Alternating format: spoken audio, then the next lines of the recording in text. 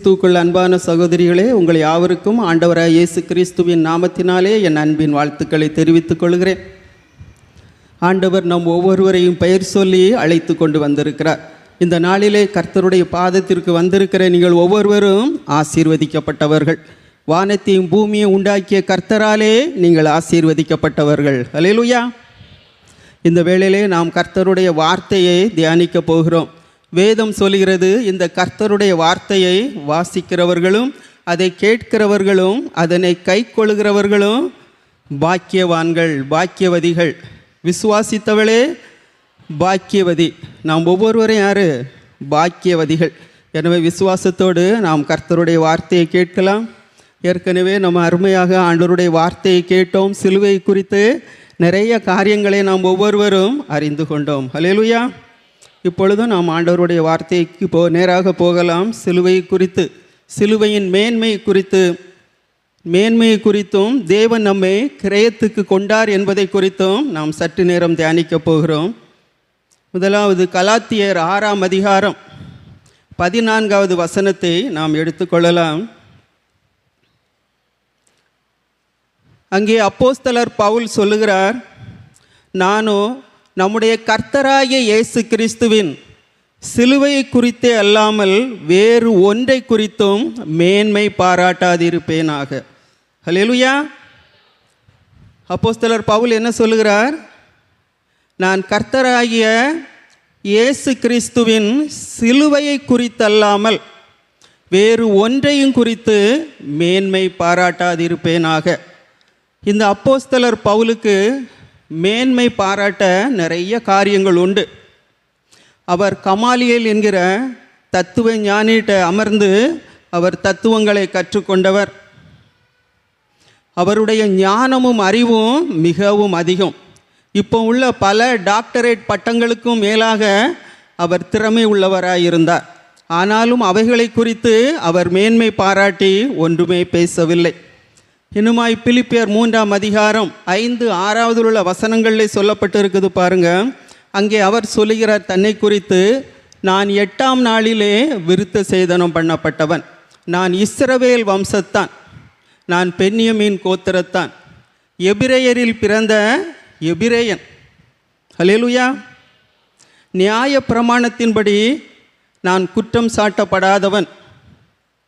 நியாய பிரமாணத்தை அவர் நன்கு கற்று தேர்ந்திருந்தார். எவ்வளவோ பெருமைக்குரிய காரியங்கள் அவரிடத்தில் இருந்த போதிலும் இவைகள் எல்லாமே கர்த்தருடைய சிலுவைக்கு முன்பாக இவை அற்பமும் குப்பையுமாயிருக்கிறது என்று சொல்லுகிறார். அல்லேலூயா. தேவனுடைய சிலுவைக்கு முன்பாக இவை அற்பமானது, குப்பை, ஒன்றுமில்லை என்று அவர் தன்னை மிகவுமாய் சிலுவைக்கு முன்பாக தாழ்த்துகிறத நாம் பார்க்க முடிகிறது. இந்த உலகத்தின் மேன்மை என்ன? நாம் இருக்கிற இந்த உலகமானது எதை குறித்து மேன்மை பாராட்டி கொண்டு இருக்கிறது? பணம், படிப்பு, அந்தஸ்து, பெருமை, புகழ், இன்னும் எதை குறித்து இந்த உலகம் மேன்மையாய் பெருமையாய் பேசி கொண்டு இருக்கிறது? நம்ம எல்லாருக்கும் தெரியும். அல்லேலூயா. சொத்து, சுகம், ஆஸ்திகள் எல்லாவற்றையும் குறித்து, உலகத்தின் காரியங்களை குறித்து மேன்மை பாராட்டி கொண்டு இருக்கிறது. இந்த உலகம் முழுவதையும் வேதம் சொல்கிறது, ஒரு மனுஷன் உலகம் முழுவதையும் ஆதாயப்படுத்தி கொண்டாலும் தன் ஆத்துமாவை நஷ்டப்படுத்தினால் அவனுக்கு லாபம் என்ன? அல்லேலூயா. நம்ம எல்லாரும் அறிந்திருப்போம். மகா அலெக்சாண்டர் குறித்து எல்லாருக்கும் தெரியும். தெரியாதவர்கள் யாரும் கிடையாது. அவர் ஒரு மிகப்பெரிய வீரர். அவருடைய எண்ணம் என்ன? இந்த உலகம் முழுவதையும் கைப்பற்றி தான் ஆளுகை செய்ய வேண்டும் என்பதுதான் அவருடைய திட்டம். எனவே அவர் ஒரு சிறந்த யுத்த வீரர். நிறைய யுத்தங்களை செய்து பல நாடுகளை அவர் கைப்பற்றினார். யாராலும் அவரை என்ன செய்ய முடியல? எதிர்த்து நின்று வெற்றி பெற முடியவில்லை. அப்படி அவர் தன்னுடைய வெற்றி ஓட்டத்திலே போய்கொண்டு இருக்கும் பொழுது திடீரென்று அவர் நோய்வாய்ப்பட்டார்.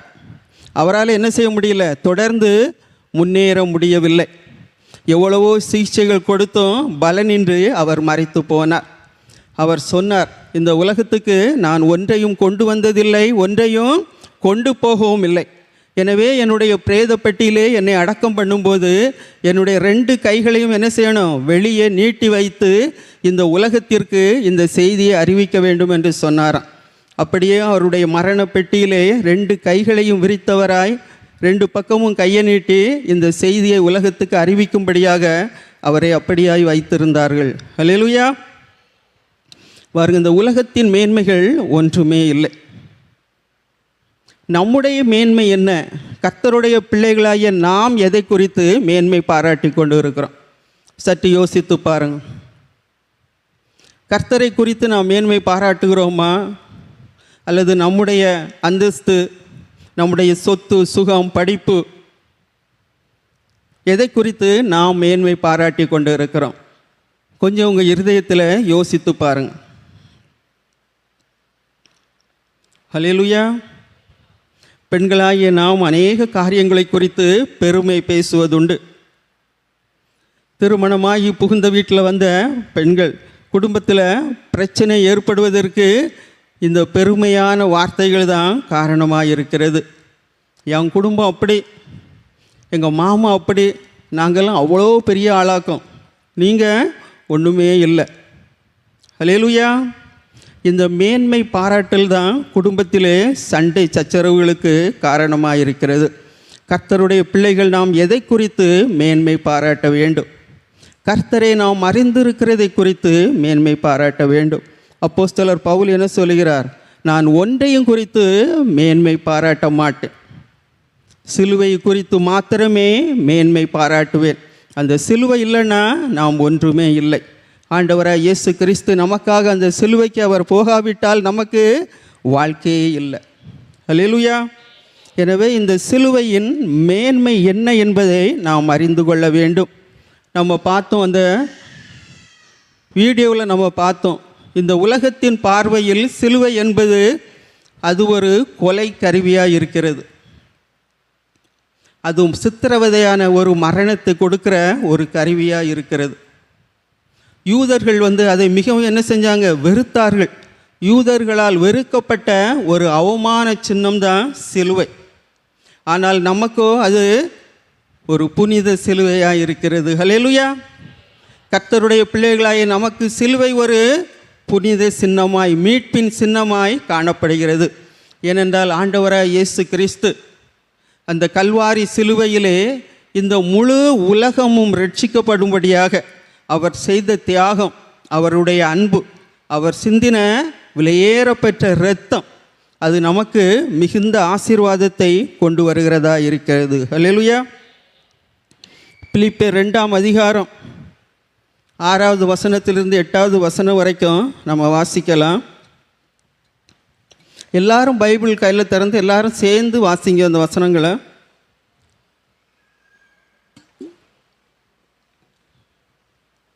அவர் தேவனுடைய ரூபமாயிருந்தும் தேவனுக்கு சமமாயிருப்பதை கொள்ளையாடின பொருளாய் எண்ணாமல்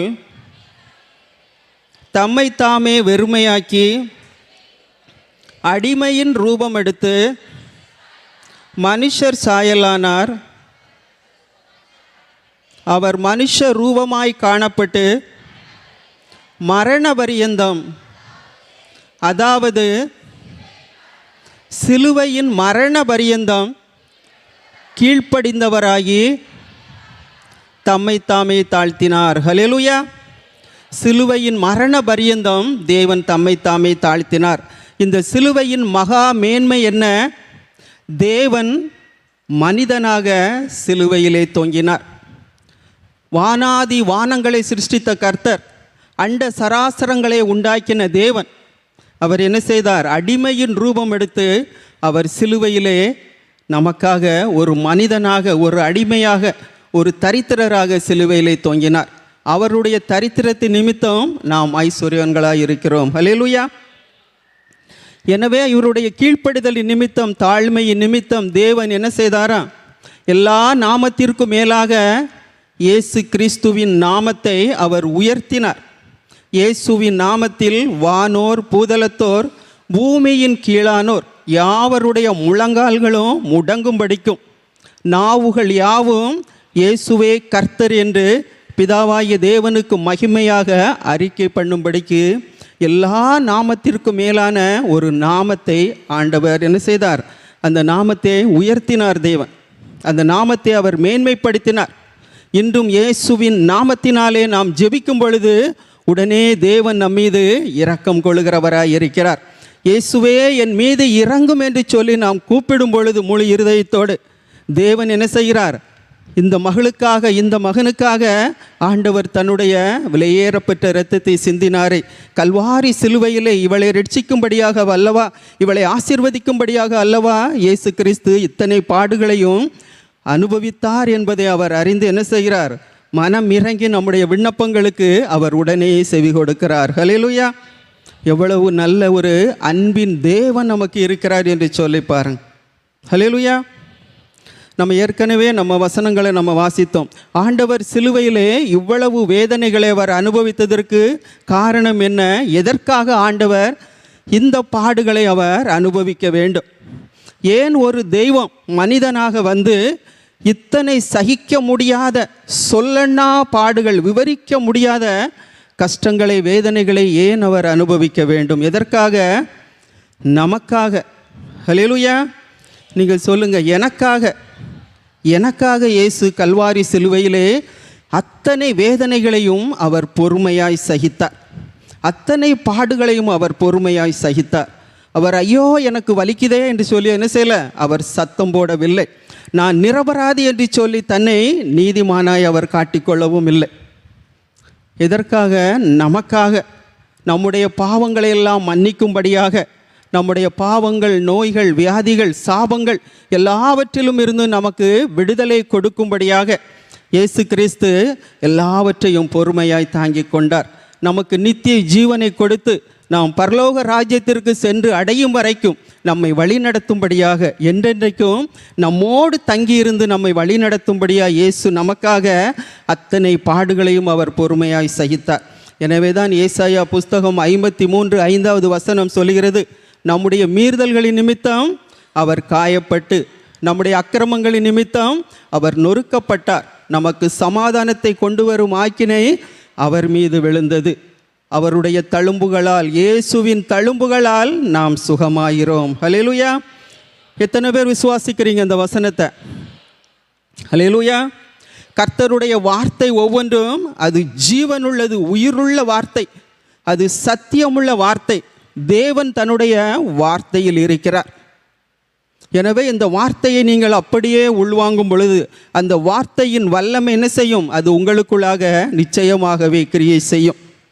இந்த வசனத்தை நான் ஒரு நாள் ஆஸ்பத்திரியில் உட்கார்ந்து இந்த வசனத்தை சொல்லி ஆண்டவரை நோக்கி நான் ஜெபித்து கொண்டு இருந்தேன். என்னுடைய கணவன் ஹார்ட் அட்டாக் வந்து அவங்க ஆஸ்பத்திரியில் அட்மிட் பண்ணப்பட்டிருந்தாங்க. அட்டாக் வந்து 1.5 நாள் கழித்து தான் அது அட்டாக்குன்னே தெரிஞ்சு ஆஸ்பத்திரியில் போய் அட்மிட் பண்ணாங்க. எனவே டாக்டர் சொன்னாங்க 100% ஃபுல்லாக பிளாக் இருக்குது, 100% அடைச்சிருக்குது. எனவே ஒரு நாள் கழிக்கணும், 24 மணி நேரம் கழித்து தான் என்ன செய்ய முடியும், நாங்கள் ஏதாவது சொல்ல முடியும் என்று சொல்லி டாக்டர் சொல்லிவிட்டார். அப்பொழுது என்னுடைய பிள்ளைகள் எல்லாருமே சின்ன பிள்ளைகளை வீட்டில் விட்டுட்டு நான் என்ன செய்கிறேன், ஆஸ்பத்திரியில் நான் ஒரு ஆளாக ஐசியூவார்டுக்கு வெளியே உட்கார்ந்துருக்கிறேன்.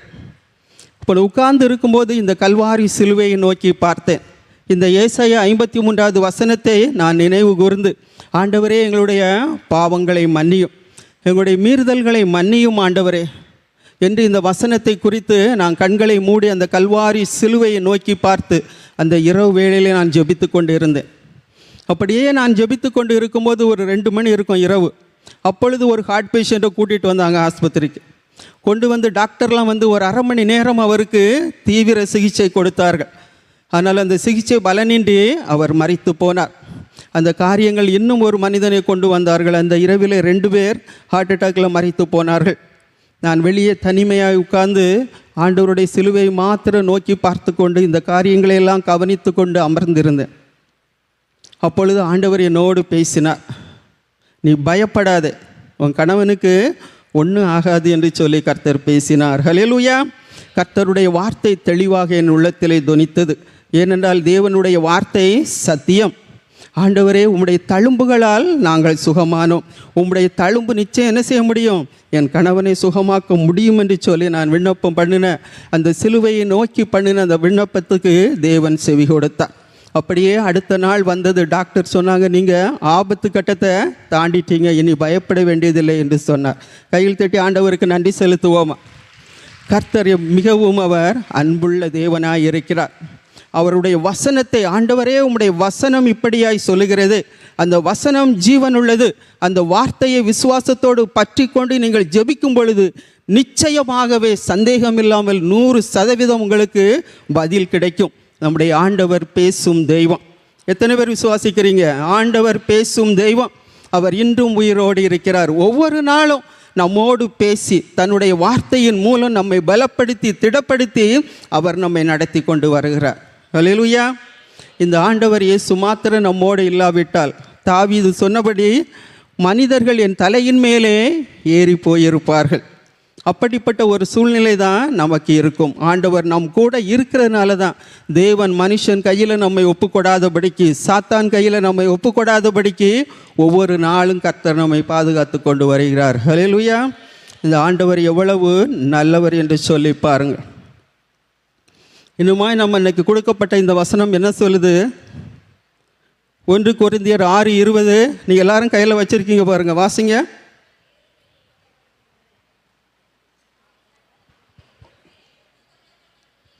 கிரயத்துக்கு கொல்லப்பட்டீர்களே, ஆகையால் தேவனுக்கு உடைமைகளாகிய உங்கள் சரீரத்தினாலும் உங்கள் ஆவியினாலும் தேவனை மகிமைப்படுத்துங்கள். நீங்கள் கிரயத்துக்கு கொல்லப்பட்டீர்கள். என்ன கிரயம்? என்ன கிரயம் கொடுத்து ஆண்டவர் நம்மை வாங்கினார்? இயேசு தன்னுடைய விலையேறப்பட்ட இரத்தத்தை கிரயமாக கொடுத்து தேவன் நம்மை மீட்டு ரட்சித்திருக்கிறார். ஹல்லேலூயா. அவருடைய அந்த இரத்தம், சிந்தப்பட்ட இயேசுவின் இரத்தம் தான் நமக்கு என்ன செய்திருக்கிறது? ஒரு ரட்சிப்பை கொடுத்திருக்கிறது, ஒரு விடுதலையை கொடுத்திருக்கிறது. வேதம் சொல்லுகிறது, இருளின் ஆதிக்கத்தில் இருந்த உங்களை தேவன் ரட்சித்து தம்முடைய அன்பின் குமாரனாகிய இயேசு கிறிஸ்துவின் ராஜ்யத்துக்குள்ளாக நம்மை கொண்டு வந்திருக்கிறார். அவராலே, அவருக்குள், இயேசு கிறிஸ்துனுடைய இரத்தத்தினாலே நீங்கள் பாவ மன்னிப்பாகிய மீட்பை பெற்றுக்கொண்டீர்கள். இயேசுவின் இரத்தம் நம்முடைய பாவங்கள் அக்கிரமங்களெல்லாம் மன்னித்து நம்மை அவருடைய பிள்ளைகளாக்கி இருக்கிறது. அல்லேலூயா. எனவே நாம் பரலோக குடும்பத்தின் பிள்ளைகளாக இருக்கிறோம். எத்தனை பேர் பரலோக குடும்பத்தில் சேர்ந்திருக்கிறீங்க? ஹல்லேலூயா. இயேசு கிறிஸ்துவை சொந்த தெய்வமாக ஏற்றுக்கொண்டு அவரை விசுவாசித்து ஏற்றுக்கொண்ட அத்தனை பேரும், ரட்சிக்கப்பட்ட அத்தனை பேரும் பரலோக குடும்பத்தின் பிள்ளைகளாக இருக்கிறார்கள். எனவே இந்த உலகத்தில் நம்ம யாரும் இல்லை, தனிமையானவர்கள் அல்ல, அனாதைகள் அல்ல. நமக்கு ஒரு பெரிய குடும்பம் இருக்குது, ஒரு பெரிய பரலோக கவர்மெண்ட் இருக்குது. 24 மணி நேரமும் அது நம்மை கவனித்து கொண்டே இருக்குது. ஹல்லேலூயா. இந்த வேளையிலும் கர்த்தர் நம்மை கவனித்து கொண்டு இருக்கிறார். பரலோக தேவன் நம்மை பார்த்து கொண்டு இருக்கிறார். கர்த்தருடைய தூதர்கள் எல்லாம் அவருடைய வார்த்தையை தியானித்து கொண்டு, இந்த ஆண்டவரை நாம் தியானிக்கிற இந்த வேளையிலே அவர்கள் நம்மை குறித்து சந்தோஷப்பட்டு கொண்டு இருக்கிறார்கள். ஹல்லேலூயா. வேதம் சொல்லுகிறது பாருங்கள், எபிரேயர் 12 நீங்கள் வாசித்தீர்கள் என்றால், நாம் சீயோன் மலையினிடத்திற்கும் எருசலேம் ஆகிய பரம எருசலேமினிடத்தில் வந்து சேர்ந்திருக்கிறோம். 1000-10,000மான தூதர்களிடத்திலே நாம் வந்து சேர்ந்திருக்கிறோம். நமக்கு உதவி செய்யும்படியாக தேவனுடைய சேனை 1000-10,000மான தூதர்கள் இங்கே இருக்கிறாங்க, நமக்கு உதவி செய்யும்படியாய் ஆயத்தமாயிருக்கிறார்கள்.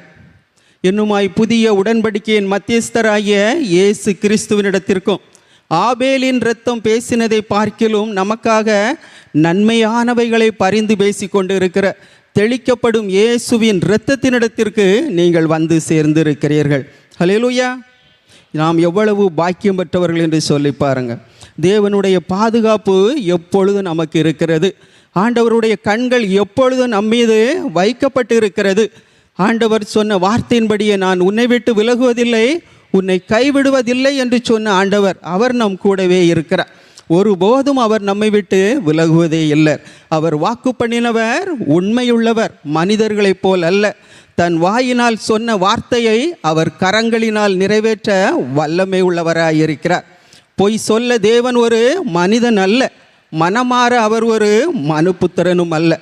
தான் சொன்னதை அவர் செய்யாமல் இருப்பாரோ, தாம் வசனித்ததை அவர் நிறைவேற்றாமல் இருப்பாரோ? சத்தியமுள்ள தேவன் அவர் நம் மத்தியிலே உலாவிக் கொண்டு இருக்கிறார்.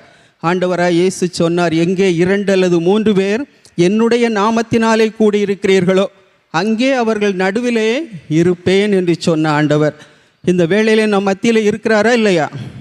எத்தனை பேர் விசுவாசிக்கிறீங்க? கையில் தட்டி ஆண்டவருக்கு நன்றி செலுத்துவோம். சபையின் நடுவே உலாவுகிற தேவன் அவர் நம் மத்தியிலே உலாவி கொண்டு இருக்கிறார். மனுஷன் முகத்தை பார்க்கிறான், கர்த்தரோ இருதயத்தை பார்க்கிறார். ஹல்லேலூயா.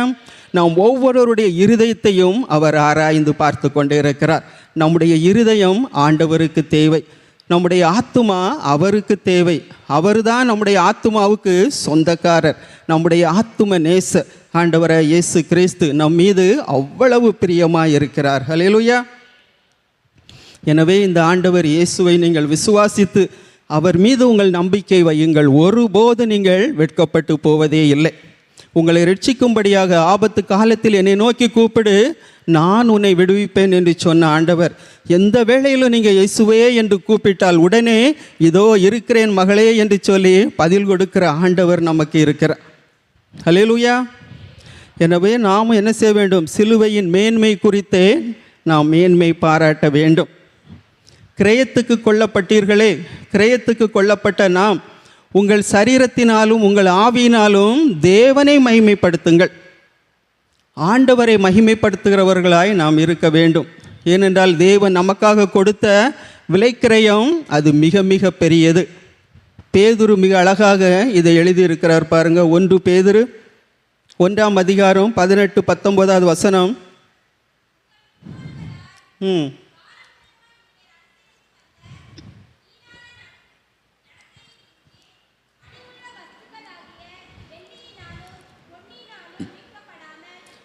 குற்றமில்லாத மாசற்ற ஆட்டுக்குட்டியாகிய கிறிஸ்துவின் விலையேறப்பட்ட இரத்தத்தினாலே நீங்கள் மீட்கப்பட்டீர்கள். அதாவது உங்களுடைய முன்னோர்களின் பாரம்பரியமாய் நீங்கள் அனுபவித்து வந்த வீணான நடத்தைகள். என்னது? முன்னோருடைய பாரம்பரியங்கள் எல்லாம் அவைகள் வீணானவைகள். பாரம்பரியத்தை விட்டுட்டு வர்றது எல்லாருக்கும் மிகவும் கடினமான ஒரு காரியமாக இருக்குது. எப்படி நான் இதை விட்டுட்டு நான் வர முடியும்? இயேசுக்கிட்ட வந்தால் என்ன செய்ய முடியாது? திரும்பவும் பழையபடி பழைய காரியங்கள் ஒன்றையும் செய்ய முடியாது. ஆனால் அதற்காகத்தான் இயேசு தன்னுடைய இரத்தத்தை சிந்தி இருக்கிறார். உங்கள் முன்னோர்கள் பாரம்பரியமாய் அனுசரித்து வந்த வீணான நடத்தையிலிருந்து உங்களை ரட்சிக்கும்படியாக கொடுக்கப்பட்ட விலை என்ன தெரியுமா? அது பொன்னோ வெள்ளியோ அல்ல, விலையேறப்பட்ட ஆட்டுக்குட்டியாகிய இயேசு கிறிஸ்துவின் குற்றமில்லாத மாசற்ற பரிசுத்த இரத்தத்தை ஆண்டவர் விலைக்கிரயமாய் செலுத்தியிருக்கிறார். ஹல்லேலூயா. எனவே இந்த பழைய பாரம்பரியங்களை விட்டு நாம் விலக வேண்டும். சிலர் ரட்சிக்கப்பட்டு இயேசு கிறிஸ்துவை ஏற்றுக்கொண்டு என்ன செய்வாங்க? கொஞ்ச நாள் அந்த ரட்சிப்பின் சந்தோஷத்துக்குள்ளே போய்கொண்டு இருப்பார்கள். ஏதாவது பிரச்சனை வந்தால், போராட்டம் வந்தால் என்ன செஞ்சிருவாங்க? திரும்பவும் பழையபடி பழைய வாழ்க்கைக்குள்ளாக பழைய காரியங்களை சிந்திக்க ஆரம்பித்து விடுவார்கள். அவர்கள் பின்னோக்கி திரும்பி பார்க்க ஆரம்பிப்பார்கள். நம்ம அப்படி தான் பார்க்கிறோம். இஸ்ரவேல் ஜனங்கள் எகிப்திலிருந்து அவர்கள் விடுதலையாகி விடுதலை பெற்று கானானை நோக்கி பயணம் செய்கையிலே அவர்கள் என்ன செஞ்சாங்க? தங்களுக்குள்ளே முறுமுறுத்து, அந்த எகிப்து தேசத்தில் நாங்கள் எவ்வளவு நல்லா சாப்பிட்டோம், கொம்மட்டிக்காய், வெள்ளரிக்காய், வெங்காயம் என்னெல்லாமோ சொல்லி என்ன செய்கிறாங்க? இதையெல்லாம் நாங்கள் எவ்வளவு சுவையாக சந்தோஷமாக சாப்பிட்டோம், திரும்பவும் அங்கே போனால் நல்லா இருக்குமே என்று சொல்லி பழைய விட்டு வந்த வாழ்க்கையை, அடிமைத்தனத்தின் வாழ்க்கை என்ன செய்கிறாங்க? நினைத்து பார்த்து முறுமுறுக்கிறார்கள். முறுமுறுப்பு கர்த்தருக்கு அருவருப்பு. ஹல்லேலூயா. முறுமுறுக்கிறவங்களை கர்த்தருக்கு பிடிக்கவே செய்யாது பாருங்க. ஹல்லேலூயா. ஆண்டவர் எவ்வளவு அருமையாக நம்மை வழிநடத்தி கொண்டு வருகிறார். ஒவ்வொரு நாளும் தேவன் சுக பலன் ஜீவன் தந்து கர்த்தர் நம்மை வழிநடத்தி கொண்டு வருகிறார். காலைதோறும் தேவன் நம்மை தட்டி எழுப்புகிறார். நிமிடந்தோறும் அவர் நம்மை விசாரித்து கொண்டு வருகிறார். இவ்வளவு நல்ல ஆண்டவர் நம்மோடு இருக்கும் பொழுது நம்ம அவரை குறை சொல்லி கொண்டு குற்றம் சாட்டி கொண்டு அவருடைய அன்பை உணராதபடிக்கு நாம் வாழ்ந்தோம் என்றால் தேவன் எவ்வளவு வேதனைப்படுவார் என்று சொல்லி பாருங்க. ஹல்லேலூயா. எனவே பழைய வாழ்க்கைக்குள்ளாக விட்டு வந்த பழைய காரியங்களுக்குள்ளாக நாம் ஒருபோது என்ன செய்யக்கூடாது? திரும்பி போகக்கூடாது. அதுவும் வேணும் இதுவும் வேணும்னா என்ன செய்ய முடியாது? உங்கள் போராட்டங்கள் பிரச்சனைகள் பல மடங்கு அதிகரிக்கும். அதுக்கு பிறகு சொல்லிங்க, நான் இயேசுவை நம்பி சபைக்கு வந்தேன், இப்போ ப்ரேயருக்கு வந்தேன், பைபிள் படிக்க ஆரம்பித்தானா எனக்கு ஒரே பிரச்சனைன்னு சொல்லுவாங்க. ஏன் பிரச்சனை? ஒழுங்காக நம்ம ஆண்டவருடைய வார்த்தையின்படி நடக்கிறோமா? ரட்சிக்கப்பட்ட ரட்சிப்பின் அனுபவத்தின்படி நாம் நடந்து கொள்கிறோமா? ஹல்லேலூயா. ஆண்டவர் அவர் அன்புள்ள தேவன். அவர் ஒருபோதும் நம்மை கைவிடுவதில்லை. ஆண்டவரை நோக்கி நம்ம பார்க்கணும். ஆண்டவரே, எந்த பிரச்சனையாக இருந்தாலும், எந்த போராட்டமாக இருந்தாலும் அவரை நோக்கி கூப்பிடுங்க. ஆண்டவர் சொல்லுகிறார், என்னை நேசிக்கிறவர்களை நானும் நேசிக்கிறேன், அதிகாலையில் என்னை தேடுகிறவன் என்னை கண்டடைவான் என்று ஆண்டவர் சொல்லுகிறார். அதிகாலமே எழுந்து கர்த்தரை நோக்கி பாருங்கள். அதிகாலை 4 மணி, 4:30 மணி, 5 மணி, விடியற் காலமே தூங்கி முழித்த உடனே உங்கள் இருதயம் தூய்மையாக இருக்கும். அந்த நேரத்தில் எந்த சலனமும் இல்லாமல் எழுந்த உடனே தேவனை தேடுங்க. ஆண்டவருடைய பாதத்திலே கொஞ்சம் நேரம் செலவழிங்க. ஹல்லேலூயா. அந்த நாள் முழுவதும் எவ்வளவு உங்களுக்கு ஆசீர்வாதமாக இருக்கிறது, சமாதானமாக இருக்கிறது என்று சொல்லி பாருங்க. இரவு படுக்கிறதுக்கு முன்பாக நன்றாக கொஞ்சம் நேரம், 1/2 மணி நேரம், முடிஞ்சால் 1 மணி நேரம் ஆண்டவரை நோக்கி ஜெபிங்க, அவரை ஆராதிங்க, துதிங்க, அவருடைய அன்பை நினைத்து பாருங்கள். அந்த இரவு வேளையிலே ஆண்டவர் உங்களோடு பேசுவார். ஹல்லேலூயா. அவர் நம்மிடத்திலே பேச வாஞ்சையாக இருக்கிறார். ஆனால் நம்முடைய ஆசை, நம்முடைய சிந்தனைகள், எண்ணங்கள் எல்லாம் இந்த உலகத்தையே சுற்றி கொண்டு இருக்குது. அழிந்து போகக்கூடிய காரியங்களையே நம்முடைய எண்ணங்கள், சிந்தனைகள் எல்லாம் சுற்றி கொண்டு வருகிறது. எப்பொழுதும் நம்முடைய குடும்பத்தை பார்த்து, எதிர்காலத்தை நினைச்சு, பல காரியங்களை குறித்து கவலைப்பட்டு கலங்குகிறதுனாலே தேவனுடைய சத்தத்தை என்ன செய்ய முடியல, நம்மால் கேட்க முடியவில்லை. தேவனுடைய வார்த்தை, ஒரு வார்த்தை உங்களுக்கு கிடைச்சா அது அவ்வளவு ஜீவனை கொடுக்கிறதா இருக்கும். உங்கள் சரீரத்தாலும் உங்கள் ஆவியினாலும் நீங்கள் தேவனை மகிமைப்படுத்தும்படியாகவே தேவன் நம்மை கிரயத்துக்கு கொண்டு இருக்கிறார். ஒவ்வொரு நாளும் நாம் ஆண்டவரை மகிமைப்படுத்த வேண்டும். நாம் இருக்கிற இடத்துல ஆண்டவர் நம் மூலமாக மகிமைப்பட வேண்டும். நீங்கள் வேலை செய்கிற இடத்துல உங்கள் மூலமாக தேவன் மகிமைப்பட வேண்டும். உங்கள் சரீரம் அது பரிசுத்த ஆவியின் ஆலயம், தேவன் தங்கும் ஆலயமாக இருக்கிறது. நாங்கள் ரட்சிக்கப்பட்ட புதுசில் தொடக்கத்தில் நானும் என்னுடைய கணவனும் சேர்ந்து ஒரு நாள் இரவு ஜெபித்து கொண்டே இருந்தோம். ஜெபித்து கொண்டு இருக்கும் பொழுது, ஒரு கண்களை மூடி ஜெபித்து கொண்டு இருக்கிற வேளையிலே ஒரு தரிசனம். அது தொடக்கத்தில் அது அவ்வளவு ஒரு உற்சாகமாக இருந்தது. இன்றும் அது என்னுடைய கண் முன்பாக அப்படியே என்னுடைய ஞாபகத்துக்கு வருகிறது. ஒரு பெரிய ஃபுல் ஸ்கேல் பேப்பர், ஒயிட் பேப்பரில் நிறைய காரியங்கள் எழுதியிருக்கிறது. அந்த எழுதியிருக்கிறது எல்லாமே எனக்கு வாசிக்க முடியலை, அதனுடைய எழுத்து எனக்கு புரியவே இல்லை. ஆனால் கடைசியாக ஒரு வார்த்தை, ஒரு வசனம், இது என்றென்றைக்கும் நான் தங்கும் இடம், இதை நான் விரும்பினபடியினாலே இதிலே வாசம் பண்ணுவேன் என்கிற அந்த வசனம் எழுதியிருந்தது. அதற்கு கீழே ஒரு கையெழுத்து ஒருவர் போடப்பட்டிருந்த கையெழுத்தை நான் பார்த்தேன். அதை பார்த்த உடனே என்னுடைய உள்ளத்திலே மிகுந்த ஒரு சந்தோஷம், பரவசம். ஆண்டவர் தங்கும் ஆலயமாக என்னை தெரிந்தெடுத்திருக்கிறார். ஹல்லேலூயா. தேவன் உங்களையும் என்னையும் அவர் தங்கும் ஆலயமாய் தெரிந்தெடுத்திருக்கிறார். கர்த்தர் சீயோனை தெரிந்து கொண்டு அதை தமது வாசஸ்தலமாக்கினார். நம்மோடு தங்கி இருப்பது ஆண்டவருக்கு எவ்வளவு பிரியம் என்று சொல்லி பாருங்கள். வானாதி வானத்தை சிருஷ்டித்த தேவன், அவர் வானத்திலே பரலோக தூதர்களின் மத்தியிலே அவர் வீற்றிருக்க விரும்பவில்லை, நம்மோடு வந்து அவர் இருக்க விரும்புகிறார். அதற்காகத்தான் இயேசு மனித அவதாரம் எடுத்து நம்மை போல நம்மோடு நம் கூடவே இருக்கும்படியாகவே தேவன் இந்த பூமிக்கு வந்தார். ஹல்லேலூயா. எப்பொழுதும் அவர் நம் கூடவே இருக்கிறார். ஒரு நிமிஷம் கூட ஆண்டவர் என்ன செய்ய மாட்டார், நம்மை விட்டு அவர் விலகவே மாட்டார். ஹல்லேலூயா. கதான் வேதம் சொல்கிறது, சங்கீதக்காரன் அதை அனுபவித்து இருக்கிறான். கர்த்தர் எவ்வளவு நல்லவர் என்பதை சுவைத்து பாருங்கள். எத்தனை பேர் ஒவ்வொரு நாளும் ஆண்டவர் எவ்வளவு நல்லவர் என்று சுவைத்து கொண்டு இருக்கிறீர்கள்? கர்த்தர் எவ்வளவு நல்லவர் என்பதை உங்கள் வாழ்க்கையிலே நீங்கள் ஒவ்வொரு நாளும் சுவைப்பீர்கள் என்றால் உங்கள் வாழ்க்கை எவ்வளவு இனிமையாக இருக்கும், எவ்வளவு சந்தோஷம் நிறைந்ததாக இருக்கும் என்று சொல்லி பாருங்கள். ஹல்லேலூயா. ஆண்டவர் நம் கூடவே இருக்க விரும்புகிறார். உங்களுக்குள்ளே தங்கி உங்கள் வீட்டிலே, உங்கள் குடும்பத்திற்குள்ளாக, உங்கள் வீட்டிற்குள்ளாக அவர் உலாவ விரும்புகிறார். உங்கள் வீட்டின் தலைவராக இருந்து, உங்கள் குடும்பத்துக்கு அவரே தகப்பனாக இருந்து எல்லாவற்றையும் பொறுப்பெடுத்து கொண்டு அவர் நடத்த விரும்புகிறார். ஆண்டவரிடத்தில் அந்த பொறுப்பை கொடுத்துருக்கீங்களா? நீங்கள் உங்கள் குடும்ப பொறுப்பை ஆண்டவர்கிட்ட நீங்கள் ஒப்பு கொடுத்துருக்கிறீங்களா? வேதம் என்ன சொல்லுகிறது? நான் உங்களுக்குள்ளே உலாவி உங்கள் தேவனாய் இருப்பேன், நீங்கள் என்னுடைய குமாரரும் என்னுடைய குமாரத்திகளுமாயிருப்பீர்கள். நான் உங்கள் தேவனாய் இருக்கிறேன், நீங்கள் என்னுடைய ஜனமாய் இருக்கிறீர்கள். ஹல்லேலூயா. ஆண்டவர் தேவாலயத்திலே மனுஷன் கைகளினால் கட்டப்பட்ட ஆலயங்களிலே அவர் தங்கியிருப்பதில்லை. ஹல்லேலூயா. ஆண்டவர் தன்னுடைய கரத்தினாலே சிருஷ்டித்த தன்னுடைய ஜனங்களுக்குள்ளாக நம்முடைய சரீரத்தையே ஆலயமாக்கி நமக்குள்ளே வந்து தங்கி வாழ விரும்புகிறார். எனவே தான் இந்த சரீரம் ஆசீர்வதிக்கப்பட்ட ஒரு சரீரம். பரிசுத்தமாய் வாழும்படி தேவன் நம்மை அழைத்திருக்கிறார். நீங்கள் பரிசுத்தமாய் வாழ வேண்டும் என்பதே தேவனுடைய விருப்பம். அதற்காகவே நாம் அழைக்கப்பட்டு இருக்கிறோம். நம்முடைய வார்த்தைகள், நம்முடைய செயல்கள், நம்முடைய நடை உடை பாவனைகள் எல்லாவற்றிலும் ஒரு தூய்மை, ஒரு பரிசுத்தம் காணப்பட வேண்டும். நம்மளை பார்த்த உடனே இவன் ஆண்டவருடைய பிள்ளை, ஹல்லேலூயா, கர்த்தருடைய பிள்ளை என்று சொல்லுகிற அளவுக்கு நம்முடைய நடை உடைகள் இருக்க வேண்டும். அதுதான் நம்முடைய சரீரத்தாலே நாம் சாட்சியாக நிற்கக்கூடியது. நம்முடைய ஆவி கர்த்தரை பற்றி கொண்டு இருக்க வேண்டும். கர்த்தரோடு இசைந்திருக்கிறவன் தேவனுடைய ஆவியோடு இசைந்திருக்கிறான். நம்முடைய ஆவி கர்த்தருடைய ஆவியோடு இசைந்திருக்க வேண்டும்.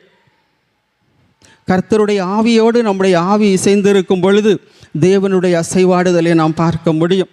தேவன் நம் மத்தியிலே உலாவுகிறதை நாம் பார்க்க முடியும். எவ்வளவுதான் சத்துரு நமக்கு விரோதமாக எழும்பினாலும் கர்த்தர் நம்மோடு இருந்து அவர் செய்கிற காரியங்களை நாம் கண்டுகொள்ள முடியும். பாருங்கள், எங்கு பார்த்தாலும் பிரச்சனைகள், போராட்டங்கள் ஏராளம் நாம் அறிந்திருக்கிறோம். ஒவ்வொரு குடும்பத்திலும் எவ்வளவு பிரச்சனைகள், எவ்வளவு போராட்டங்கள் இருந்து கொண்டு இருக்கிறது. இவைகளுக்கெல்லாம் பின்னாடி இருந்து கிரியை செய்கிறது பொல்லாத பிசாசானவன். ஹல்லேலூயா.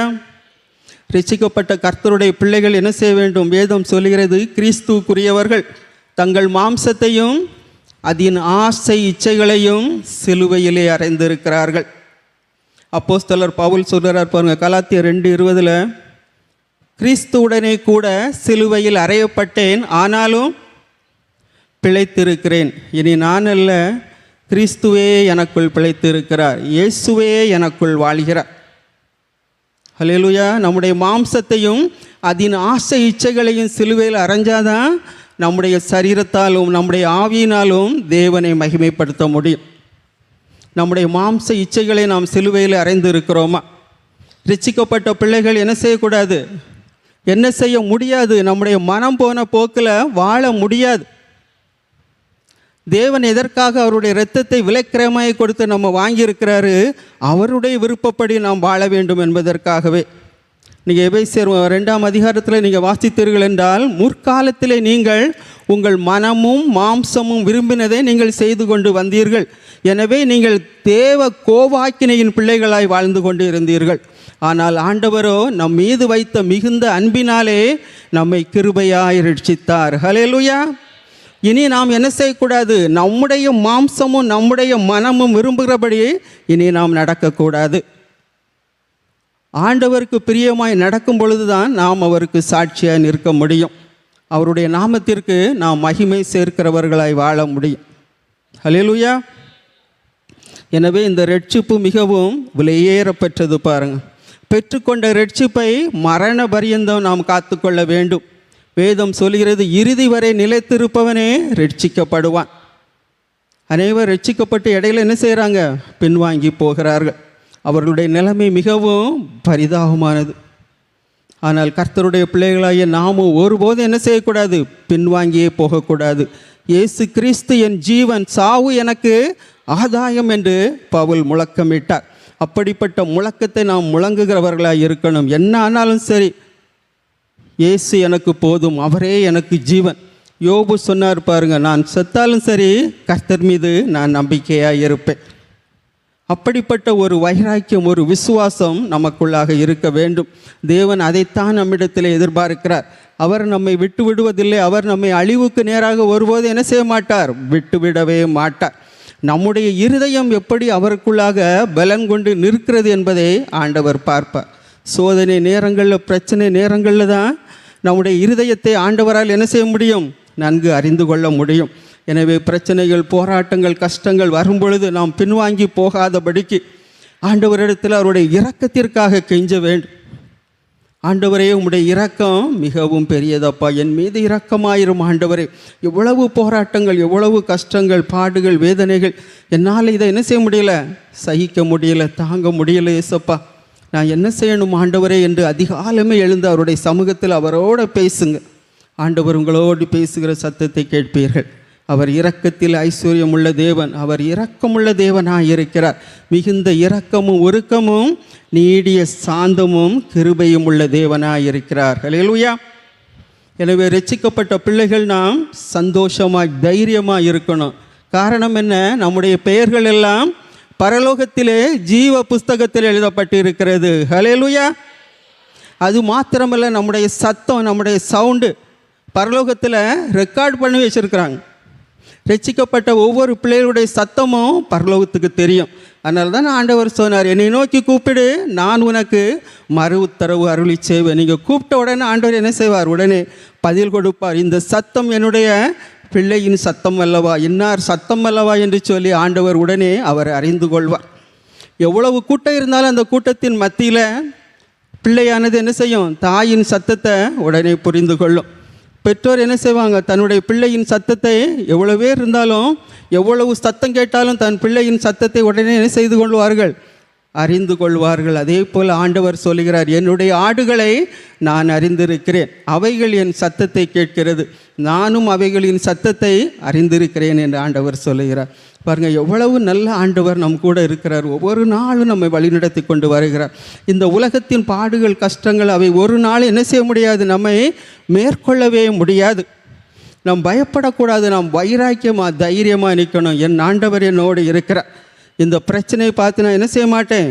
பயப்பட மாட்டேன். எனக்கு விரோதமாய் ஒரு பாளையம் இறங்கினாலும் என் இருதயம் பயப்படாது. நான் கர்த்தர் பேரிலே நம்பிக்கையாக இருப்பேன். நான் மரண இருள் பள்ளத்தாக்கிலே நடந்தாலும் பொல்லாப்பை பார்த்து, தீமையான காரியங்களை பார்த்து நான் பயப்பட மாட்டேன்.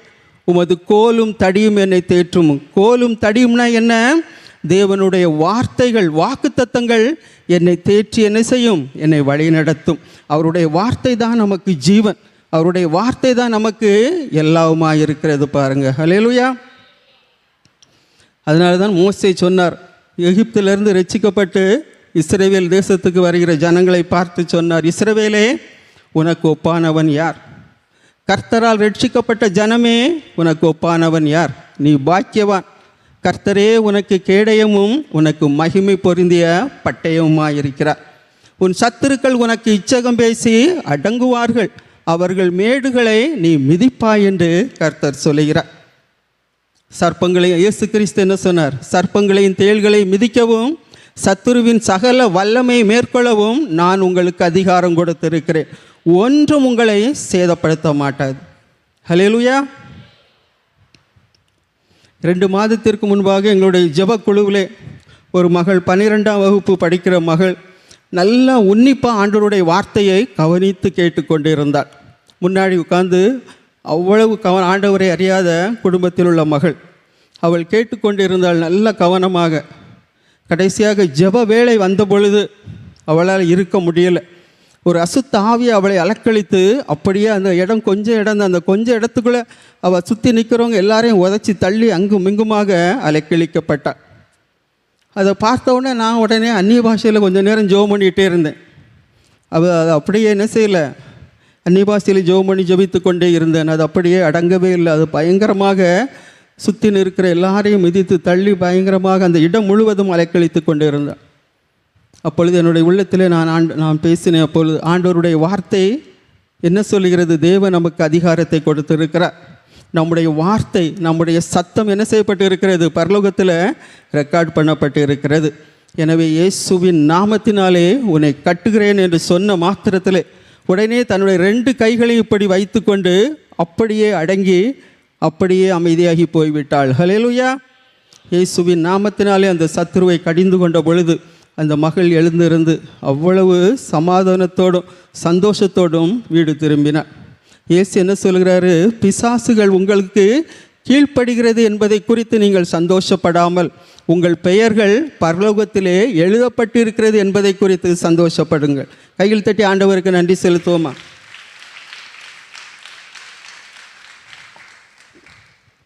இன்னும் நம்முடைய பெயர் ஒரு இடத்துல, ஒரு புஸ்தகம், இன்னொரு புஸ்தகத்தில் எழுதப்பட்டு இருக்கிறது.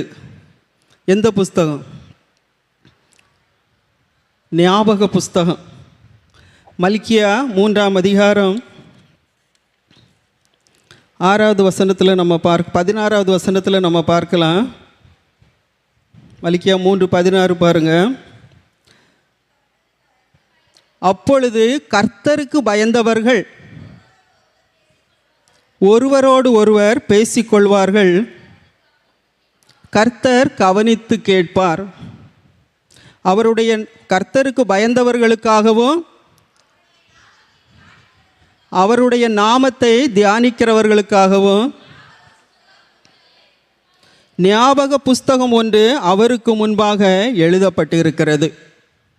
ஆண்டவர் ஞாபக புஸ்தகம் ஒன்றை வைத்து நாம் செய்கிற காரியங்களை, கர்த்தருக்கு பயந்தவர்கள் செய்கிற காரியங்கள் என்னென்னா, கர்த்தருடைய வார்த்தையை தியானிக்கிறவர்களை, நம்முடைய பெயரெல்லாம் அங்கே எங்கே இருக்குது?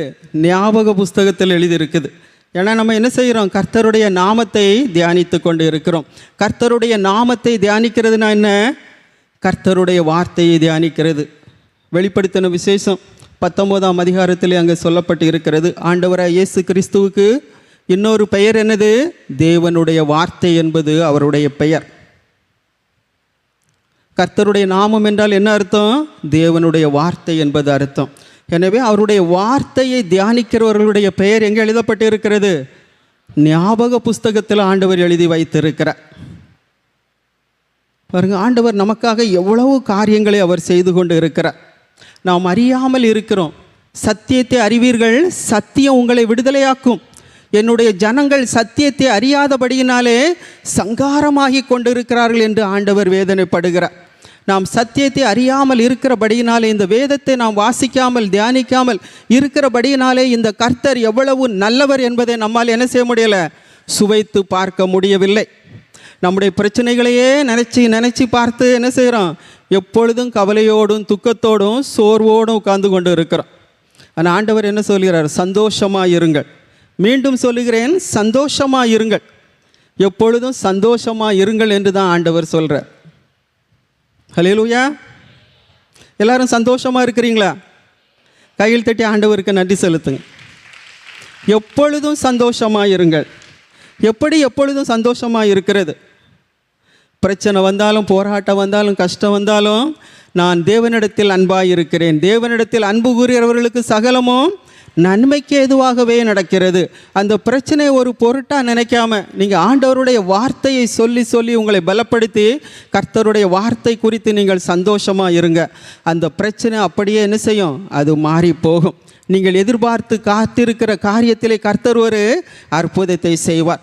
திரும்ப திரும்ப எப்பவும் அதையே நம்ம என்ன செய்கிறோம்? ஒரு கஷ்டம், ஒரு பிரச்சனை, ஒரு இல்லாமை, ஒரு காரியம் இருந்தால் எப்பொழுதும் நம்முடைய நினைவு எங்கே தான் இருக்குது? அதையே தான் யோசித்து கொண்டே இருக்கிறது. அப்படி நாம் யோசிக்காதபடிக்கு கர்த்தரை நோக்கி சந்தோஷமாக இருந்து, கர்த்தரை நான் எக்காலத்திலும் சோஸ்தரிப்பேன், அவர் துதி எப்போதும் என் நாவில் இருக்கும். என் ஆத்துமா கர்த்தருக்குள் மேன்மை பாராட்டும். சிறுமைப்பட்டவர்கள் அதை கேட்டு மகிழ்வார்கள். என்னோடு கூட கர்த்தரை மகிமைப்படுத்துங்கள். நாம் ஒருமித்து கர்த்தருடைய நாமத்தை உயர்த்துவோமாக. எப்பொழுதும் நம்ம என்ன செய்யணும்? ஆண்டவரை துதிக்கணும். கர்த்தருக்குள்ள சந்தோஷமாக இருக்கணும். நம்ம கூட இருக்கிற ஆண்டவர் யார்? அவர் எப்படிப்பட்டவர்? எவ்வளவு பெரியவர் என்பதை யோசித்து பாருங்கள், நினைச்சு பாருங்கள். அவருடைய அதிசயங்களை எல்லாம் தியானித்து நீங்கள் சொல்லுங்கள். அப்பொழுது உங்களுடைய இருதயம் எப்படி இருக்கும்? சந்தோஷமாக இருக்கும். கர்த்தரை தேடுகிறவருடைய இருதயம் சந்தோஷப்பட்டு பூரிக்கும் என்று சொல்லப்பட்டு இருக்கிறது. இன்னுமா பாருங்கள், இதில் ஒரு முக்கியமான காரியம், கர்த்தருடைய பிள்ளைகள், கர்த்தருக்கு பயந்தவர்கள் ஒருவரோடு ஒருவர் பேசிக்கொள்ளும் பொழுது கர்த்தர் அதை கவனித்து கேட்பார். கர்த்தருடைய பிள்ளைகள் நீங்கள் ஒருவரோடு ஒருவர் பேசும்போது எப்படி இருக்கணும்? ஜாக்கிரதையாக பேசணும், கவனமாக பேசணும். நம்ம 2 பேரும் தான் காதும் வச்ச மாதிரி பேசிகிட்டு இருக்கோம். இது யாருக்கும் என்ன செய்யாது? தெரியாது. அதனால நான் சொன்ன இந்த ரகசியத்தை என்ன செய்யாத, வேற யார்கிட்டையும் சொல்லாத. அவள் அப்படிப்பட்டவ, அவள் குடும்பம் அப்படிப்பட்டது, இப்படின்னு என்ன செய்வோம்? ஒரு புறணிகதையை யாரை குறிச்சாவது குறை சொல்லி குற்றம் சாட்டி என்ன செய்கிறோம்? நம்ம பேசி கொண்டு இருக்கிறோம். பாருங்கள், கர்த்தர் கவனித்து கேட்டுக்கொண்டு இருக்கிறார். நீங்கள் யோசித்து பாருங்கள், கர்த்தருடைய பிள்ளைகள், அதுவும் ரட்சிக்கப்பட்ட பிள்ளைகள், ஆண்டவருடைய பிள்ளைகள் 2 பேர் சேரும்போது நீங்கள் என்ன பேசி கொண்டு இருக்கிறீர்கள்? நீங்கள் என்ன பேசுகிறீங்க? எதை குறித்து பேசுகிறீர்கள்? யாரை குறித்து பேசுகிறீர்கள்? ஆண்டவர் கவனித்து கேட்கிறார். நீங்கள் 2 பேர் சேர்ந்து பேசும்பொழுது ஆண்டவர் உங்களுக்கு செஞ்ச நன்மையை சொல்லுங்கள். ஹல்லேலூயா. இந்த ஆண்டவர் என்னோடு பேசினார்னு சொல்லுங்கள். ஆண்டவர் அதிலே சந்தோஷப்படுகிறார். என்னுடைய தங்கை ரட்சிக்கப்படுறதுக்கு முன்பாக அவளுடைய வீட்டிலே மிகவும் அவருடைய கணவனை நிமித்தம் மிகுந்த போராட்டம், கஷ்டங்கள், மிகவும் பாடுகளை அனுபவித்தாள். அவள் போன் அடித்தாலே எனக்கு பயமாக இருக்கும், என்ன சொல்ல போகிறாளோ அப்படின்ட்டு. ஆனால் அவள் ஒரு நாள் ஆண்டவரை அறிந்து கொண்டா, ரட்சிக்கப்பட்டா. பிரச்சனைகள் அது போயிட்டு தான் இருக்குது, பிரச்சனை ஒரு பக்கம் அது இருந்து கொண்டு தான் இருக்குது. ஆனால் அவள் போன் அடித்தா உடனே இப்போ என்ன சொல்லுவாள், ஏசப்பா என்கிட்ட இப்படி பேசினார், ஆண்டவர் எனக்கு இந்த வசனத்தை கொடுத்தார், இந்த வசனத்தை நான் தியானிச்சுட்டு இருக்கிறேன், இன்றைக்கி ஆண்டவர் எனக்கு இந்த வார்த்தையை தந்தார், அதனால் அந்த வார்த்தையை நான் தியானித்து அந்த வார்த்தையை நான் அறிக்கை பண்ண அந்த பிரச்சனை மறைஞ்சு போச்சும்பா. அவள்கிட்ட பேசினாலே இப்பொழுது அவள் ஆண்டவரை குறித்து பேசிக்கொண்டே இருக்கிறாள். ஹல்லேலூயா. கர்த்தருடைய பிள்ளைகளாகி நாம் எதை குறித்து நாம் பேசிக்கொண்டு இருக்கிறோம்? பிரச்சனைகளை பேசுகிறதுனால ஒரு காரியமும் இல்லை. மற்றவர்களை குற்றம் சாட்டி குறை சொல்லி நான் பெரியவன் நீ பெரியவன் சொல்லி பெருமையை குறித்து பேசுகிறதுனால தேவ பிரசன்னம் உங்களை விட்டு எடுபட்டு போய்விடும். அதனால தான் கர்த்தருடைய பிள்ளைகள் ரொம்ப ஜாக்கிரதையாக இருக்கணும். நீங்கள் 2 பேர்கிட்ட நீங்கள் பேசுங்க. ஒரு 2 பேரை குறித்து குறை சொல்லி இன்னொருத்தவங்ககிட்ட பேசுங்க. ஆண்டவர் உங்கள் கூட இருந்து கேட்டுக்கிட்டு இருப்பாரா? உங்கள் ஜெபத்தை ஆண்டவர் கேட்பாரா? உங்களால் ஆண்டவருடைய பிரசன்னத்தை உணர முடியுமா? முடியவே முடியாது. ஆண்டவருடைய சத்தத்தை உங்களால் கேட்க முடியுமா? முடியவே முடியாது. தேவன் உங்கள் ஜெபத்துக்கும் பதில் கொடுக்க மாட்டார். தேவனுடைய சத்தத்தையும் உங்களால் ஒருபோதும் கேட்க முடியாது. ஆண்டவரிடத்திலே நம்ம என்ன செய்யணும்? மனம் திரும்பி அவரிடத்திலே மன்னிப்பு கேட்க வேண்டும். தானியேலை நோக்கி பாருங்கள். தானியேல் 9ஆம் அதிகாரத்தில் முழுவதும் நீங்கள் வீட்டில் போய் வாசித்து பாருங்கள். அங்கே தானியேல் எவ்வளவு அழகாக ஆண்டவரை நோக்கி ஜெபிக்கிறார்.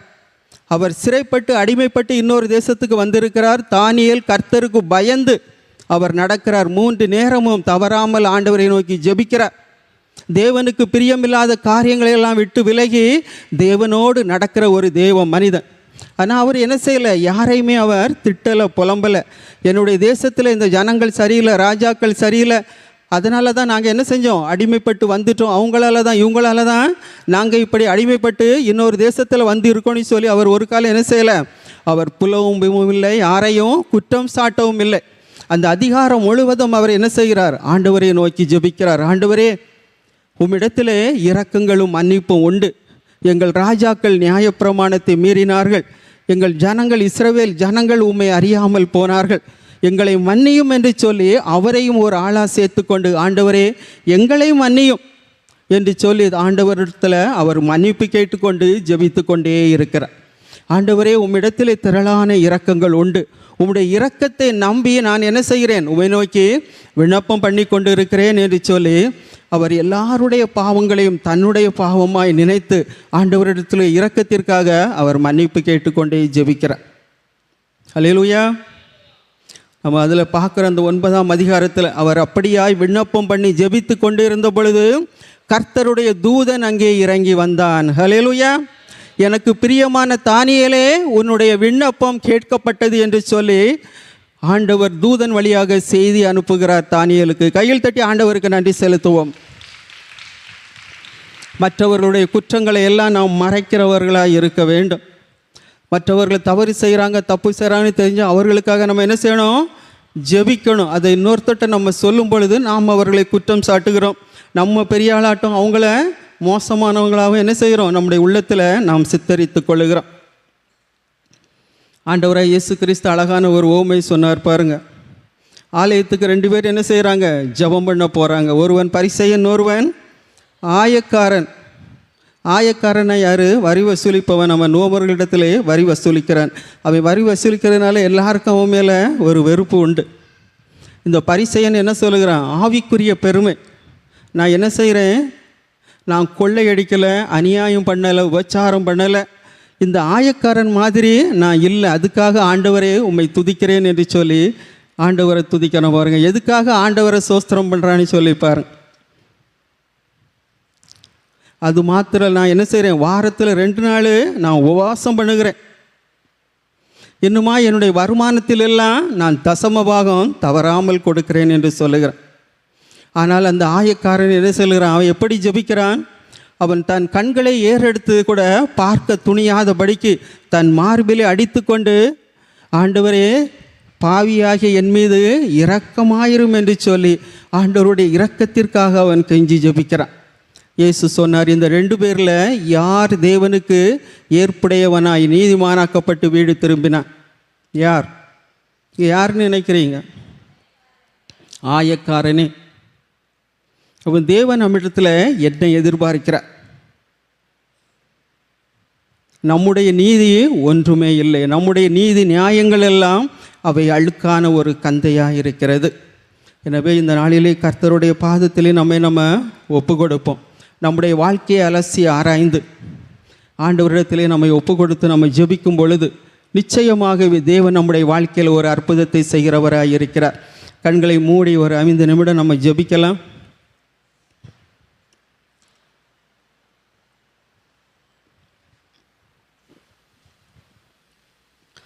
கண்களை மூடி நம்ம ஜெபிப்போம். ஆண்டவராய் இயேசு கிறிஸ்து அவர் நம் மத்தியிலே உலாவிக் கொண்டு இருக்கிறார்.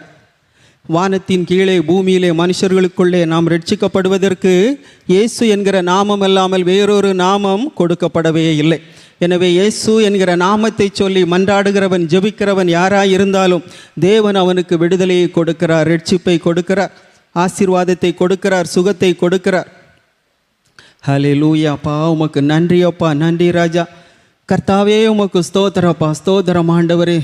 உம்மை துதிக்கிறோம், உமக்கு நன்றி செலுத்துகிறோம் அப்பா. இயேசுவே, நீர் எங்கள் மத்தியிலே நீர் உலாவிக் கொண்டு இருக்கிறீர் ராஜா. உம்முடைய ஜீவனுள்ள வார்த்தையின் மூலம் ஆண்டவரே நீர் எங்களோடு பேசினீரப்பா. உம்முடைய வார்த்தைகள் ஆவியும் ஜீவனுமாக இருக்கிறது ஆண்டவரே. உம்மை நோக்கி வந்திருக்கிற, உம்மை தேடி வந்திருக்கிற ஒவ்வொருவரே நீர் அறிந்திருக்கிறீரப்பா. ஸ்தோத்திரப்பா, ஸ்தோத்திரம் ஆண்டவரே. ஏசப்பா, இந்த இடத்துல யார் யார் என்னென்ன பிரச்சனைகளோடு என்னென்ன போராட்டங்களோடு ஆண்டவரே உம்மை தேடி வந்திருக்கிறார்கள் என்பதை நீர் அறிந்திருக்கிறீரப்பா. இருதயங்களை ஆராய்ந்து அறிகிற கர்த்தர் நீர் ஒருவர் மாத்திரமே அப்பா. ஸ்தோத்திரப்பா, ஸ்தோத்திரம் ஆண்டவரே. நன்றி அப்பா, நன்றி ராஜா. ஒவ்வொருவரே நீர் நோக்கி பாரும் ஆண்டவரே. வந்த பிள்ளைகள் ஒருவர் கூட வெறுமனே திரும்பக்கூடாது ஆண்டவரே. சமாதானத்தை இழந்து தவிக்கிற ஒவ்வொருவர் மேலும் என் ஆண்டவரே நீர் இரக்கமாயிரும். நீர் சமாதான பிரபு அப்பா. நீர் சமாதானத்தை கொடுக்கிற தேவன் ஆண்டவரே. உலகம் கொடுக்க முடியாத ஒரு சமாதானத்தை, என்னுடைய சமாதானத்தையே உங்களுக்கு தருகிறேன் என்று சொன்ன ஆண்டவரே. அப்பா, நிம்மதி இல்லாமல் கவலையோடும் கண்ணீரோடும் போராட்டங்களோடு வாழ்ந்து கொண்டு இருக்கிற பிள்ளைகளுடைய இருதயத்திலே கர்த்தர் இந்த வேளையிலே ஒரு சமாதானத்தை நீர் கட்டளையிடுவீராக ராஜா. தேவனுடைய இரக்கம் வந்திருக்கிற ஒவ்வொருவர் மேலும் இருக்கட்டும் ஆண்டவரே. அப்பா உமக்கு நன்றி அப்பா, நன்றி ராஜா. இயேசுவே என் மீது இரக்கமாயிரும் சொல்லி கேளுங்க. ஹல்லேலூயா. அந்த ஆயக்காரனை போல உங்கள் இருதயத்தில் கை வைத்து இயேசுவே என் மீது இரக்கமாயிரும், இயேசுவே என் மீது இரக்கமாயிரும் என்றே நீங்கள் சொல்லி கொண்டிருங்க. உங்களுக்கு ஒருவேளை எனக்கு ஜெபிக்க தெரியலை என்று சொன்னால், ஆண்டவரே என் மீது நீர் இரக்கமாயிரும். அவருடைய இரக்கங்கள் போதும். அந்த இரக்கம் உங்களை ஆசீர்வதிக்கும், உங்களை வாழ வைக்கும், உங்களுடைய பிரச்சனைகளை எல்லாம் மாற்றி அமைக்க வல்லமை உள்ளதாக இருக்கிறது. ஒரு தகப்பன் தன் பிள்ளை மீது இரக்கம் வைக்கிறது போல தேவன் நம் மீது அவர் இரக்கம் வைக்கிறவராக இருக்கிறார். அப்பா உம்மை நோக்கி கூப்பிடுகிறப்பா. நன்றி அப்பா. இரக்கமாயிரும் ஆண்டவரே. ஒவ்வொருவர் மேலும் இரக்கமாயிரும் ஆண்டவரே. அப்பா ஸ்தோத்திரப்பா, ஸ்தோத்திர ராஜா. இயேசுவின் தழும்புகளால் நீங்கள் குணமானீர்கள் என்று நாங்கள் வாசிக்கிறோமே ஆண்டவரே. வியாதியோடு பலவீனத்தோடு இருக்கிற பிள்ளைகளை உம்முடைய பாதத்திலே ஒப்பு கொடுத்து ஜெபிக்கிறோம் ஆண்டவரே. உம்முடைய சுகமளிக்கும் வல்லமை ஆண்டவரே. ஹல்லேலூயா. இப்பொழுதே உம்முடைய தழும்புகளால் ஒவ்வொருவரும் சுகத்தை பெற்றுக்கொள்ளும்படியாக இயேசுவின் நாமத்தில் ஜெபிக்கிறோம் ஆண்டவரே. ஹல்லேலூயா. எல்லா பலவீனங்களும் இயேசுவின் நாமத்தினாலே வெளியேறட்டும். எப்படிப்பட்ட வியாதியாக இருந்தாலும் என் ஆண்டவர் எல்லா டாக்டர்களுக்கும் மேலான ஒரு மருத்துவராக நீர் இருக்கிறீர் ஆண்டவரே. எல்லா சுதைதப்பா பலவீனங்களை மாற்றி சுகம் கொடுக்க நீர் வல்லமை உள்ளவராக இருக்கிறீர். நீரே சிருஷ்டி கர்த்தரப்பா. தலையிலிருந்து கால் வரைக்கும் சரீரத்தில் என்னென்ன பிரச்சனைகள் இருக்குது என்பதை நீர் நன்கு அறிந்திருக்கிறீர் ஆண்டவரே. எதுவாக இருந்தாலும் தேவனுடைய நாமத்தினாலே, உம்முடைய வல்லமையுள்ள நாமத்தினாலே, இயேசு என்ற நாமத்தினாலே நாங்கள் ஜெபிக்கிறோம் ஆண்டவரே. அப்பா உமக்கு ஸ்தோத்திரப்பா, ஸ்தோத்திரப்பா. என் நாமத்தினாலே நீங்கள் எதை கேட்டாலும் பிதா உங்களுக்கு அதை கொடுப்பார் என்று சொன்னீரே அப்பா. இயேசு என்கிற நாமத்தை நாங்கள் விசுவாசித்து ஜெபிக்கிறோம் ஆண்டவரே. அப்பா உமக்கு ஸ்தோத்திரம், ஸ்தோத்திரம், ஸ்தோத்திரம் கர்த்தாவே. நன்றி ராஜா. இரக்கமாயிரும் ஆண்டவரே, இரக்கமாயிரும் அப்பா. பாவத்தை மன்னிக்கிற தேவன் ஆண்டவரே. ஆண்டவரே, நாங்கள் செய்த குற்றங்கள் குறைகள் எல்லாவற்றையும் ஒரு விசையாய் மன்னியும் என்று சொல்லுங்க. ஆண்டவரே, நான் அறியாமையினாலே செய்த குற்றங்குறைகளை மன்னியும். ஆண்டவரே, உம்முடைய வார்த்தையின்படி நடக்க என்னை ஒப்பு கொடுக்கிறப்பா. ஏசப்பா, நான் இனி உமக்கு பிரியமாய் நடப்பேன். ஆண்டவரே, உமக்கு பிரியமானதையே நான் பேசுவப்பா. அதிகாலமே நான் உம்மை தேடுவேன். ஆண்டவரே, இயேசுவே, நான் உம்மை நேசிக்கிறேன் என்று சொல்லுங்க. ஏசப்பா, நான் உம்மை அன்பு செய்கிறேன். ஆண்டவரே, என்னுடைய பாவங்களை எல்லாம் மன்னிங்க. ஆண்டவரே, இயேசு கிறிஸ்துவின் இரத்தம் சகல பாவங்களையும் கழுவி உங்களை சுத்திகரிக்கும். உங்கள் பாவங்கள் எப்படிப்பட்டதாக இருந்தாலும் இயேசு தன்னுடைய இரத்தத்தினாலே அதை கழுவி சுத்திகரிக்கிறார். தன் பாவங்களை அறிக்கை செய்கிறவன் தேவனுடைய இரக்கத்தை பெறுவான். உங்கள் பாவங்களை அறிக்கை செய்து விட்டுவிடுங்கள். ஆண்டவரே, நான் என்னென்ன தவறு செஞ்சப்பா, என்னென்ன பாவம் செஞ்சுருக்கேன் ஏசப்பா, உங்கள்கிட்ட சொல்கிறேன். ஆண்டவரே, நீங்கள் மன்னிங்கன்னு சொன்னால் உடனே தேவன் மன்னிக்கிறவராய் அவர் நம் மத்தியிலே இருக்கிறார். அதற்காகத்தானே அவர் தன்னுடைய இரத்தத்தை சிந்தினார். நம்முடைய பாவங்கள் மன்னிக்கப்பட்டால் ஒழிய நாம் எந்த ஆசீர்வாதத்தையும் பெற்றுக்கொள்ள முடியாது. எனவே முதலாவது, ஆண்டவரே, என்னை மன்னியும். ஆண்டவரே, என்னுடைய ஆசீர்வாதத்திற்கு தடையாக இருக்கிற பாவங்களை மன்னியும். ஆண்டவரே, எல்லா சாப கட்டுகளும் இயேசுவின் நாமத்தினாலே முறிக்கப்படட்டும். ஆண்டவரே, நியாய பிரமாணத்தின் சாபங்களிலிருந்து நம்மை மீட்கும்படி இயேசு கிறிஸ்து தாமே நமக்காக சாபமானார். ஆபிரகாமின் ஆசீர்வாதங்களை நாம் பெற்றுக்கொள்ளும்படியாக தேவன் இந்த வேளையிலே எல்லா சாப கட்டுகளையும் கர்த்தர் முறித்து போடுகிறார். ஆண்டவரே, ஸ்தோத்திரப்பா.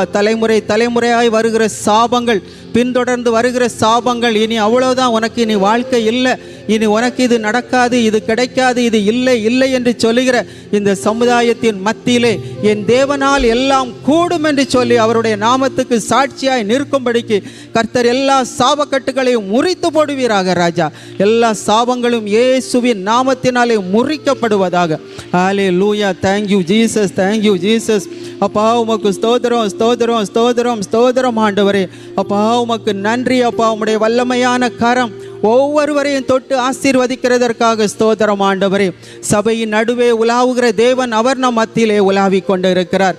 வாயை திறந்து யாரெல்லாம் இயேசுவே என் மீது இரக்கமாயிரும் என்று சொல்லி அவரை நோக்கி கூப்பிடுகிறீர்களோ, தேவன் உங்கள் சத்தத்தை கேட்டு உங்களுக்கு இப்பொழுதே அவர் பதில் கொடுக்கிறவராய் இருக்கிறார். ஹல்லேலூயா. நன்றி அப்பா. ஸ்தோத்திரப்பா. ஸ்தோத்திரம், ஸ்தோத்திரம், ஸ்தோத்திர ராஜா. உம்மை துதிக்கிறோம் கர்த்தாவே. நன்றி அப்பா. குழந்தை பாக்கியத்திற்காக ஜெபிக்கிற பிள்ளைகளுக்காக உம்முடைய பாதத்திலே வருகிறோம். ஆண்டவரே, ஹல்லேலூயா. உம்முடைய வாக்குத்தத்தத்தை நீர் நினைவு கூர்ந்து ஆசீர்வதிப்பீராக. ராஜா, மலடியை சந்தோஷமான பிள்ளைத்தாட்சியாக்கி வீட்டிலே மகிழ்ந்திருக்க செய்கிற தேவன் நீர். ஆண்டவரே, அப்பா, இந்த வேளையிலே அப்பா, குழந்தைக்காக ஜெபிக்கிற ஒவ்வொருவரையும் என் ஆண்டவர் ஆசீர்வதிப்பீராக. ராஜா, கற்பத்தின் கனியை கொடுத்து நீர் ஆசீர்வதிப்பீராக. கர்த்தாவே, நன்றி அப்பா. ஸ்தோத்திரப்பா. ஸ்தோத்திர ராஜா. இரவும் பகலும் ஏக்கத்தோடு ஆண்டவரே உமக்காக காத்திருக்கிற பிள்ளைகள் மீது நீர் மனம் இறங்குவீராக. ராஜா, எனக்காக காத்திருக்கிறவர்கள் வெட்கப்பட்டு போவதில்லை என்று சொன்ன கர்த்தாவே, என் ஆண்டவர் நிச்சயம் எனக்கு ஒரு அற்புதத்தை செய்வார் என்று காத்திருக்கிற பிள்ளைகளுக்கு என் கர்த்தர் ஒரு அற்புதத்தை செய்வீராக. ராஜா, அப்பா, உமக்கு ஸ்தோத்திரப்பா. ஸ்தோத்திரம், ஸ்தோத்திரம், ஸ்தோத்திரம். ஆண்டவரே, ஹல்லேலூயா, ஹல்லேலூயா. நன்றி அப்பா, நன்றி ராஜா.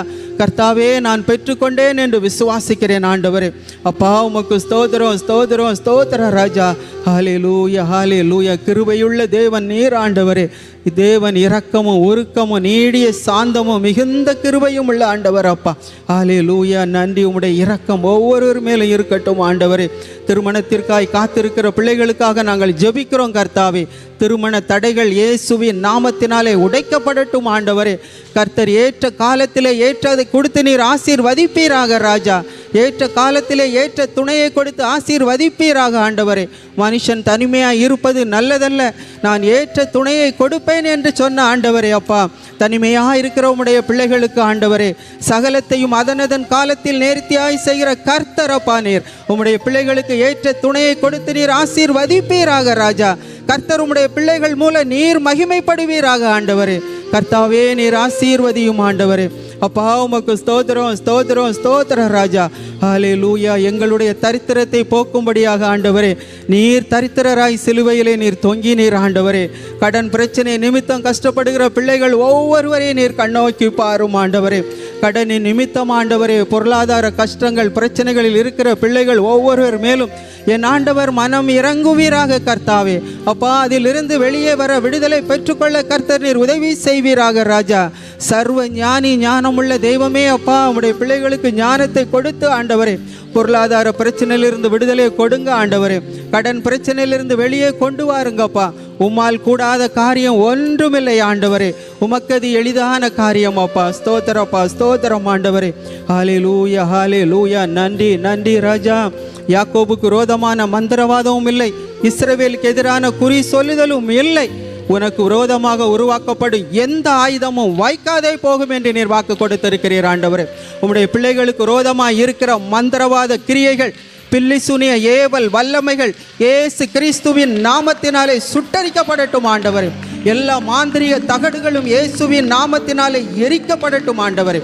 அப்பா ஸ்தோத்திரப்பா, ஸ்தோத்திர ராஜா. மறைந்திருந்து கிரியை செய்கிற பொல்லாத ஆவிகளை இயேசுவின் நாமத்தினாலே கடிந்து கொள்கிறேன். ஹல்லேலூயா. பொல்லாத ஆவியை இயேசுவின் நாமத்தினாலே வெளியேறு என்று உனக்கு கட்டளையிடுகிறேன். குடும்பத்திலே சமாதானத்தை கெடுக்கிற ஆவிகள், ஹல்லேலூயா, கர்த்தருடைய பிள்ளைகள் ஆசீர்வாதத்தை பெற்றுக்கொள்ளாதபடி தடை செய்கிற ஆவிகள் இயேசுவின் நாமத்தினாலே வெளியேறுவதாக, இயேசுவின் நாமத்தினாலே வெளியேறுவதாக என்று கட்டளையிடுகிறேன்.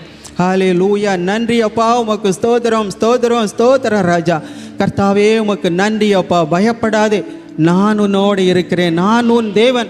உன்னை பலப்படுத்தி உனக்கு சகாயம் பண்ணுவேன். என் நீதியின் வலது கரத்தினாலே உன்னை தாங்குவேன் என்று வாக்கு பண்ணின தேவன். இஸ்ரவேல் என்னும் சிறு பூச்சியை நீ பயப்படாதே, நான் உனக்கு துணை நிற்கிறேன் என்று கர்த்தர் சொல்லுகிறார்.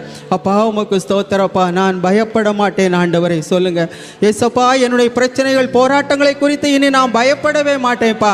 நீங்க என் கூட இருக்கீங்க ஆண்டவரே. நீர் என்னை ஆசீர்வதிப்பீரப்பா. என்னை தலை நிமிர செய்கிறவர் நீர் ஆண்டவரே. ஒருபோது நான் வெட்கப்பட்டு போக மாட்டேன் அப்பா. ஸ்தோத்திரம், ஸ்தோத்திரம், ஸ்தோத்திரம் ஆண்டவரே. கர்த்தாவே உமக்கு நன்றி அப்பா. நன்றி ராஜா. இந்த வேளையிலே இயேசப்பா, என்னென்ன ஜெபங்கள் இந்த இடத்துல, என்னென்ன விண்ணப்பங்களை உம்முடைய பிள்ளைகள் ஏறெடுக்கிறார்களோ கர்த்தர் எல்லாவற்றிற்கும் ஆம் என்றும் ஆமேன் என்றும் பதில் கொடுக்க நீர் வல்லமை உள்ளவராய் இருக்கிறீர் ஆண்டவரே. இந்த ஸ்தலத்திலே ஏறெடுக்கப்படுகிற விண்ணப்பங்களுக்கு என் கண்கள் காண்கிறவைகளும் என் செவிகள் கவனித்து கேட்கிறவைகளுமாய் இருக்கிறது. ஹல்லேலூயா. நன்றி அப்பா. நீர் ஒவ்வொருவரையும் பார்த்து கொண்டிருக்கிறீர் ஆண்டவரே. ஒவ்வொருவருடைய இருதயத்தில் உள்ள எல்லா விண்ணப்பங்களுக்கும் என் ஆண்டவர் நீர் செவி கொடுத்து நீர் பதில் கொடுத்தபடியினால் உமக்கு நன்றி, நன்றி, நன்றி, நன்றி ராஜா. அப்பா உமக்கு ஸ்தோத்திரப்பா, ஸ்தோத்திரம் ஆண்டவரே. நீங்கள் ஜெபத்தில் எதையெல்லாம் கேட்டீர்களோ அவைகளை எல்லாம் பெற்றுக்கொண்டோம் என்று விசுவாசியுங்கள். ஹல்லேலூயா. நீங்கள் கைதட்டி ஆண்டவருக்கு நன்றி செலுத்துங்க. இயேசப்பா, நான் ஜெபித்த எல்லாவற்றையும் நீர் கொடுத்து விட்டீர் என்று நான் விசுவாசிக்கிறேன் ஆண்டவரே. அப்பா உமக்கு ஸ்தோத்திரப்பா, ஸ்தோத்திரம் ஆண்டவரே. கர்த்தாவே, நீர் ஒவ்வொருவரை நீர் ஆசீர்வதித்ததற்காக நன்றி அப்பா. உம்முடைய ஆசீர்வதிக்கும் கரம் ஆண்டவரே ஒவ்வொருவர் மேலும் இருக்கிறதற்காக ஸ்தோத்திரம் ஆண்டவரே. கர்த்தாவே உமக்கு நன்றி, நன்றி, நன்றி ராஜா.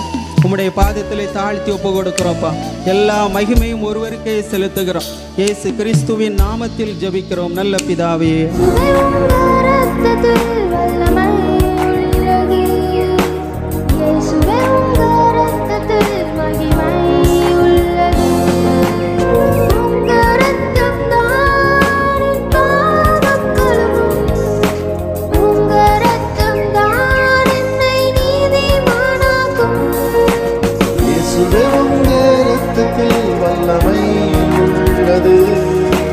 இயேசுவே உங்க இரத்தத்தில் மகிமை உள்ளது.